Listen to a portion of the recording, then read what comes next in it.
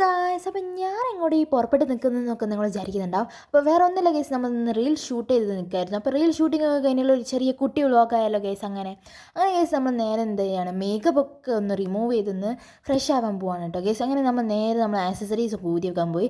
അതിൻ്റെ ഇടയിൽ ആ ഊരി വെക്കുന്ന കഷ്ടപ്പാടുകളാണ് ഗൈസ് നിങ്ങൾ കണ്ടുപിടിക്കുന്നത്. കമ്മൽ മാറ്റിയൊക്കെ ഇട്ടിട്ട് കാത്തൊക്കെ വേദനയായി തുടങ്ങി കേട്ടോ ഗൈസ്.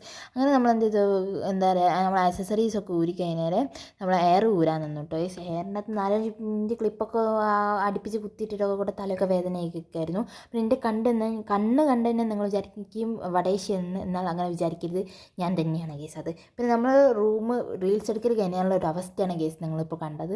ഞാൻ നേരെ പോയി ഡ്രസ്സൊക്കെ മാറ്റി വന്നു കേട്ടോ കേസ്. അങ്ങനെ അലങ്കോലമായി കിടന്ന് നമ്മളെ റൂമിൽ വൃത്തിയാക്കി എടുത്തിട്ടുണ്ട്. പിന്നെ കേസ് നിങ്ങളുടെ സപ്പോർട്ടിനെസ്സും കാര്യങ്ങളൊക്കെ വളരെ കുറവാണ്. അപ്പോൾ നിങ്ങൾ എന്ത് ചെയ്യുക, സബ്സ്ക്രൈബ് ചെയ്ത് ലൈക്ക് ചെയ്ത് ഷെയർ ചെയ്തൊക്കെ സപ്പോർട്ട് ചെയ്യാം കേട്ടോ കേസ്.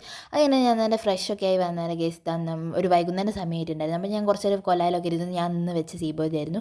അങ്ങനെ കേസ് നമ്മൾ നേരെ വിളക്കത്തിരി ഇടാനൊക്കെ പോയി. പിന്നെ അത് കഴിഞ്ഞാൽ നമ്മൾ എന്ത് ചെയ്തു, റീൽസ് എഡിറ്റ് ചെയ്യാനൊക്കെ നിന്നു. പിന്നെ വിളക്കത്തിയ സമയത്ത് വിളക്കൊക്കെ കത്തിച്ചു. അപ്പോൾ ഇത്രയ്ക്കുള്ള വീഡിയോ എല്ലാവർക്കും ഇഷ്ടമായി വിചാരിക്കുന്നു. Bye bye.